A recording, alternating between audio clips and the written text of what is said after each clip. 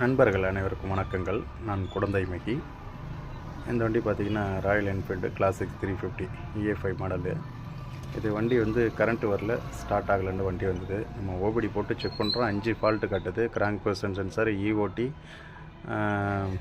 அடுத்தது injector circuit low, timing reference high, resolution signal A அப்படின்ட்டு காட்டுனுச்சு.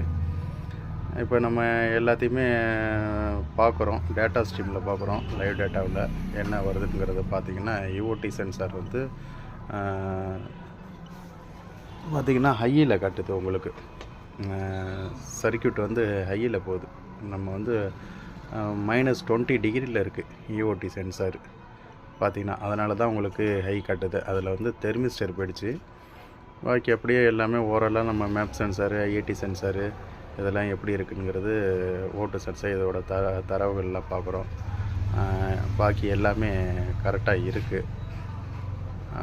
இது வந்து நம்ம வந்து வண்டியை ஸ்டார்ட் பண்ணாமல் இதோட ரெஃபரன்ஸை வந்து நம்ம அதை எடுத்து பார்க்குறோம்.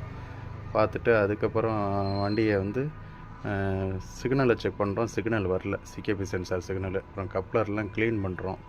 பார்த்திங்கன்னா இந்த ஒயரு கட்டாயிருக்கு. அந்த சிக்னல்ல போகக்கூடிய அந்த கப்ளர் வந்து கட்டாயிருக்கு. அதை நம்ம கீழே வந்து பிக்கப் காயில் CKP சென்சார் சிக்னலை வந்து செக் பண்ணுறோம்.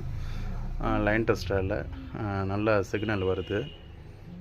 கிளிக் பண்ணக்குள்ளே நல்லா தெரியும் அந்த சிக்னல் வர்றத. சரி, ஓகே, இது பிரச்சனை கிடையாது. அதுவும் இல்லாமல் அந்த ஓம்ஸ் வேல்யூம் பார்க்குறோம். 409 இருக்குது. சரி, கரெக்டாக இருக்குது, இது பிரச்சனை இல்லை, லைனில் தான் ஃபால்ட்டுன்ட்டு.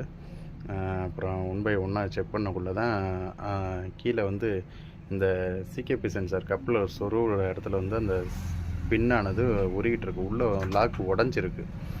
அந்த உடஞ்சதுனால தான் உங்களுக்கு அந்த இன்ஜெக்டர் சர்க்கியூட்டை வந்து இன்ஜெக்டர் ஸ்ப்ளிட் பண்ணல. உங்களுக்கு கிராங்க் பஸ் சென்சார் கரெக்டாக இருந்தால் தான் இன்ஜெக்டர் ஸ்ப்ளிட் பண்ணும். அதுவும் இல்லாமல் சிக்னல் வரல. இந்த சிக்னல் வராததுனால தான் உங்களுக்கு டைமிங் ரெஃபரன்ஸு ஹையில் காட்டுது.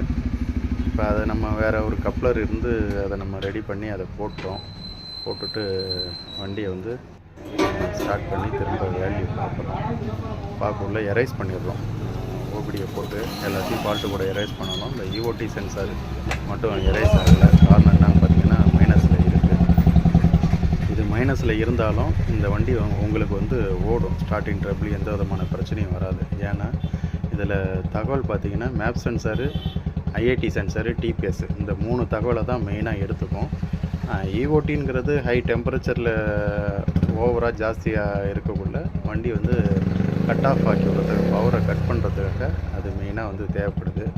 இப்போ எக்ஸலண்டர்லாம் பார்த்திங்கன்னா அது EOT சென்சாரு, TPS, ஓட்டு சென்சார் 3 தான். அதுக்கு கட்டாயம் EOT சென்சார் கூலிங்கில் இருக்கா இல்லை வெப்பத்தில் இருக்காங்கிறதுக்கு தேவைப்படும். ஆனால் இந்த 3-1 சென்சார் வரக்கூடிய டைப்பில் பார்த்திங்கன்னா EOT வந்து அந்த ரெஃபரன்ஸை வந்து நமக்கு ஸ்டார்டிங்க்கு தேவைப்படாது. ஏன்னா இந்த 3-1 சென்சார் தகவல் இருந்தாலே போதும், ஸ்டார்ட் ஆகிடும் வண்டி. அடைக்கிற கம்ப்ளைண்ட்டு எதுவுமே இருக்காது. அதுக்காக தான் ஒரு சின்ன பதிவு. ஏன்னா EOT சென்சார் மைனஸில் இருக்குது. மைனஸில் இருந்தாலும் இந்த வண்டி ஸ்டார்ட் ஆகும், பிரச்சனை இல்லாமல் ஓடும். அதுக்காக தான் ஒரு சின்ன பதிவு. நன்றி, வணக்கம்.